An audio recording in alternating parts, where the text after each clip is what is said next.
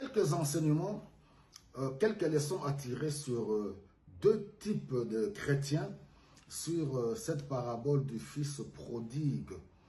Luc chapitre 15, le verset 11 et ceux qui suivent.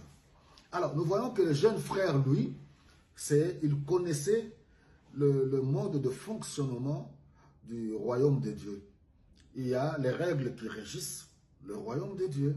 Par exemple, demandez et l'on vous donnera. Matthieu chapitre 7, 7. Alors lui, il a appliqué, il a demandé à son père son héritage. Il est parti et il a tout dilapidé, voilà, dans la vie, dans la mondanité. Alors, ayant tout perdu, rentré en lui-même, il a réalisé que, à cause du dépôt qui était en lui, il a réalisé que son père, oui, dans la maison de son père, même les ouvriers mangent mieux. Il s'est repenti envers Dieu et il a fait marche en arrière, il est retourné auprès de son père et il a été accueilli, c'était la fête.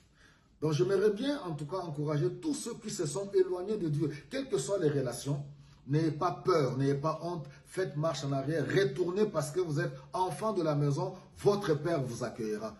Ne suivez pas ni n'écoutez pas les critiques des autres.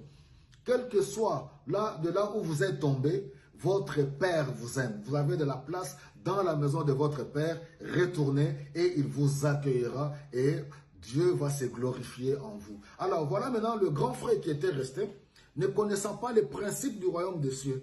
Étant enfant de la maison, il était jaloux pour la fête qui a été réservée de cet enfant, de son petit frère qui était perdu et qui était revenu à la vie.